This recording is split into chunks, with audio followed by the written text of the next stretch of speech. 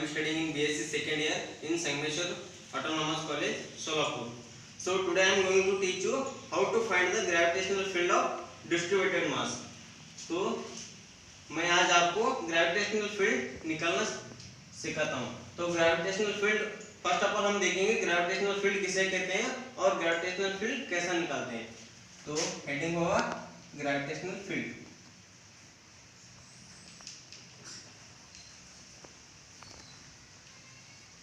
तो gravitational field दो मास के लिए निकाला जाता है। एक मास होगा एक पॉइंट मास के लिए और दूसरा डिस्ट्रीब्यूटेड मास के लिए।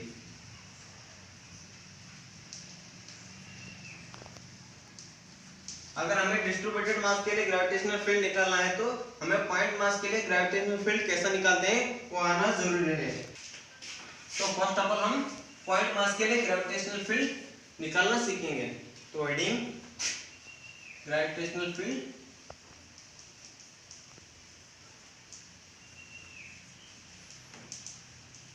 Of point masses, point mass. तो कंसीडर करिए यहाँ पे हमारे पास एक पॉइंट मास है और यहाँ पॉइंट पी पर हमें ग्रेविटेशनल फील्ड निकालना है इस पॉइंट एम के वजह से। तो कंसीडर करिए ये पॉइंट मास एम से आर डिस्टेंस दूर है, वो डिस्टेंस हो गया आर। तो यहाँ पॉइंट पी पर ग्रेविटेशनल फील्ड होगा, ग्रेविटेशनल फील्ड ई से डिनोट करते हैं जी और इसका मास m अपॉन ये डिस्टेंस r का स्क्वायर। तो ये इक्वेशन हो गया पॉइंट मास के लिए ग्रेविटेशनल फील्ड कैसे निकालते हैं। अब हम सीखेंगे डिस्ट्रीब्यूटेड मास के लिए पॉइंट मास, डिस्ट्रीब्यूटेड मास के लिए ग्रेविटेशनल फील्ड कैसा निकालते हैं। तो ये होगा ग्रेविटेशनल फील्ड ऑफ डिस्ट्रीब्यूटेड मास।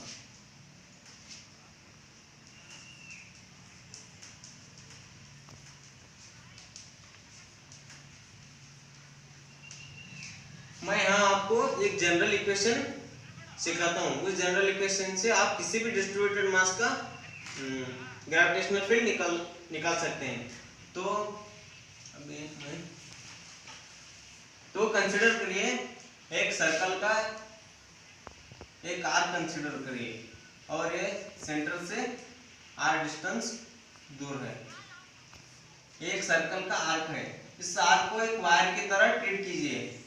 इसको 1D में देखिए, इसको 1D में देखिए और इसको वायर की तरह ट्रीट कीजिए और ये एंगल हो गया फाई।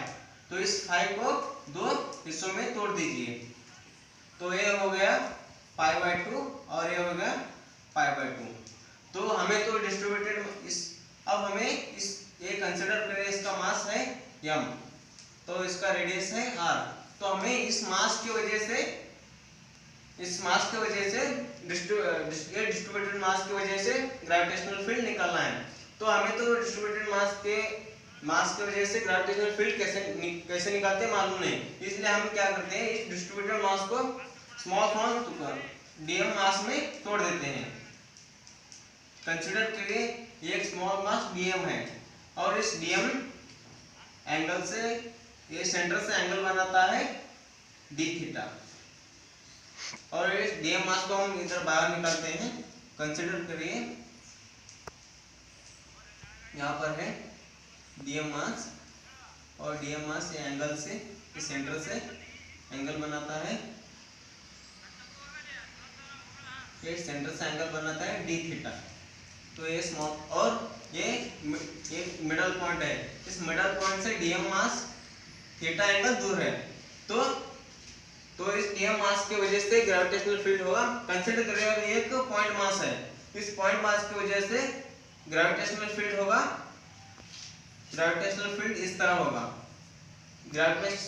स्मॉल डीएम मास की वजह से ग्रेविटेशनल फील्ड स्मॉल डी, हम ग्रेविटेशनल फील्ड ई से डिनोट करते हैं। तो यहाँ स्मॉल डीएम मास के लिए निकाल रहे हैं तो ये हुआ डी और ये एंगल डी थीटा है। तो डी के दो कंपोनेंट आएंगे, एक थीटा की तरफ डी कॉस थीटा और इस तरफ डी साइन थीटा। अब देखिए ये डी साइन थीटा इस आर्क के बाहर आ रहा है, डी साइन थीटा यहाँ पर आ रहा है।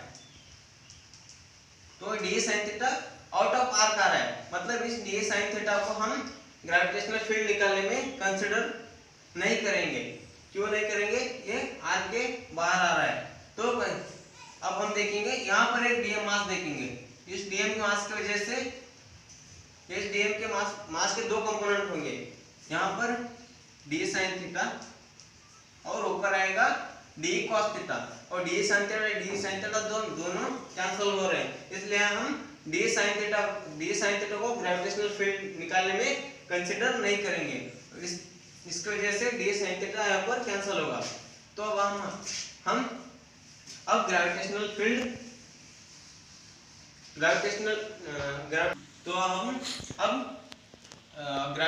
फील्ड निकालेंगे। ग्रेविटेशनल फील्ड अब हमें इस पूरे मास का निकालना है, तो अब हम पहले इस डीएम मास का ग्रेविटेशनल फील्ड देखेंगे। इस डीएम मास की वजह से ग्रेविटेशनल फील्ड कितना आया था? D cos theta. Cos theta क्यों? क्योंकि कॉस थीटा आर के अंदर जा रहा था और साइन थीटा आर के बाहर जा रहा था, इसलिए हमने साइन थीटा को कैंसिल किया था। अब हमें इस डी का वैल्यू हमें मालूम है, इस डी का वैल्यू होगा जी इंटू और ये मास डीएम और ये डिस्टेंस है आर, तो इसका स्क्वायर होगा। तो ये वैल्यू हो गया स्मॉल ग्रेविटेशनल फील्ड डी इस डीएम मास की वजह से। अब इस वैल्यू को हम इस इक्वेशन में पुट करेंगे, तो ये हो गया G into DM upon R square और ये हो गया कॉस थीटा।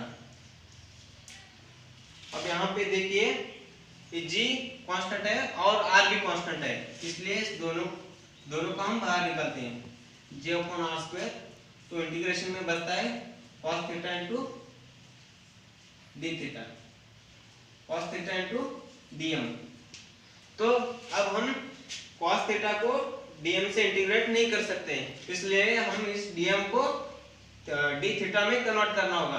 तो हम हमें एक नया टर्म्स लिखते हैं, लीनियर मास डेंसिटी।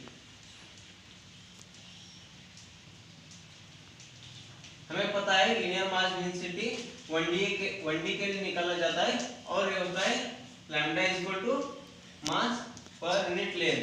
अब हमें पता है इस पूरे आर्क का लेंथ कितना है, हम इस पूरे आर्क का लेंथ हमें निकलना आता है आर्क रूल से। ये एंगल फाई है और ये डिस्टेंस आर है, तो इस लेंथ होगा R into phi. Arc rule से हमने इसका लेंथ निकाला। तो अब हम ये हो गया पूरे मास का डेंसिटी। अब इस स्मॉल मास को देखेंगे। अब स्मॉल मास होगा, स्मॉल डीएम मास होगा लैम्डा इंटू, कंसीडर करिए ये जो इसका विड्थ है dx है, dx इसका विड्थ हो गया।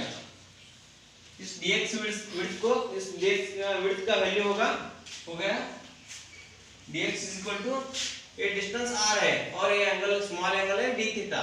तो इस dx का भी r रूल से हम वैल्यू निकालेंगे। ये डिस्टेंस r और ये एंगल d थीटा, तो dx का वैल्यू हो गया r इंटू d थीटा।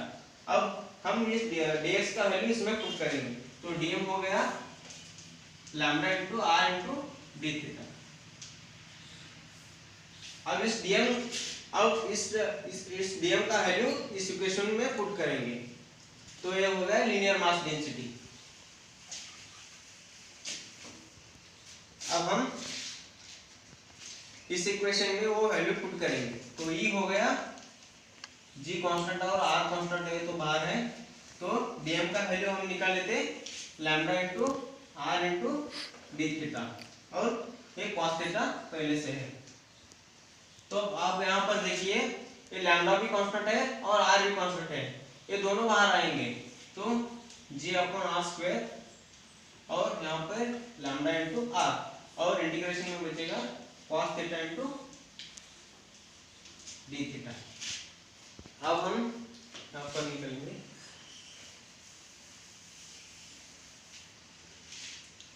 अब हम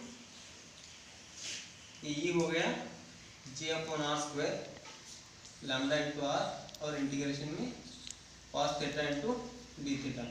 अब हम इस स्मॉल डीएम मास की वजह से ये ग्रेविटेशनल फील्ड इस ग्रेविटेशनल फील्ड का इक्वेशन आया है।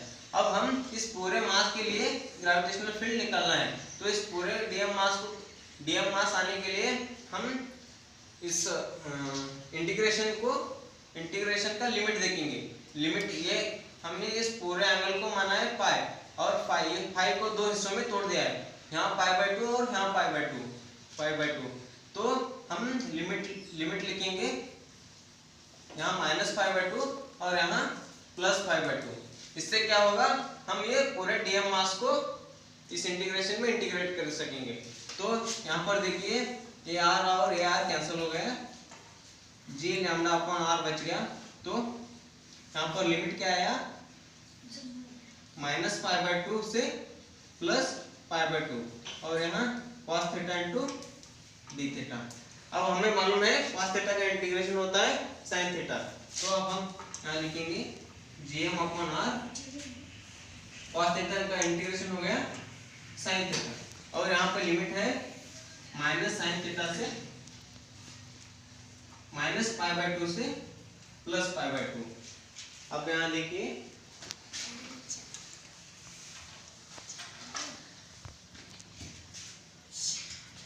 अब ये लिमिट इसमें ये थीटा इस लिमिट को इस थीटा में पुट करेंगे, तो कितना आएगा, E = g λ/r, और यहाँ पे फर्स्ट +पाई/2 इस थीटा में पुट करेंगे, sin पाई/2, और यहाँ पर ये माइनस है, तो अब यहाँ पर आएगा -sin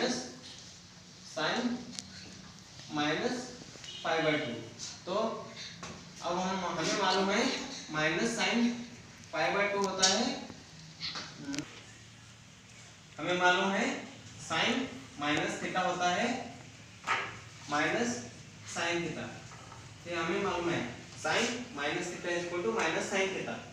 तो हम यहाँ पर g λ/r ये हो गया sin पाई/2, ये यहाँ पर sin -पाई/2 है, ये -sin बाहर आएगा और माइनस प्लस होगा, तो sin पाई/2।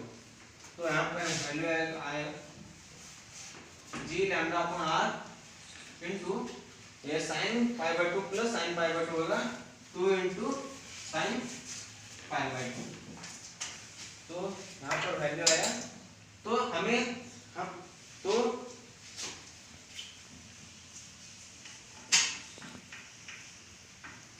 हमें मालूम है कि हम लैम्डा का वैल्यू निकाल चुके हैं। लैम्डा का वैल्यू क्या था, मास पर यूनिट लेंथ। हम लेंथ कितना आया था, r इंटू और पूरा एंगल 5, तो r इंटू 5।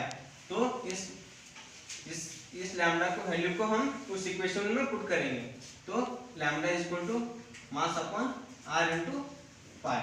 तो इस वैल्यू को इस इक्वेशन में पुट करेंगे, तो यहाँ पर आएगा E = जी लैम्डा का वैल्यू क्या था, मास अपॉन r इंटू 5। तो और यहाँ पर नीचे एक r है, तो ये हो गया इंटू 2 इंटू sin पाई/2, और यहाँ पर आएगा E = g और कैपिटल M, यहाँ पर r का स्क्वायर हो गया, और ये इंटू 5 और 2 sin पाई/2।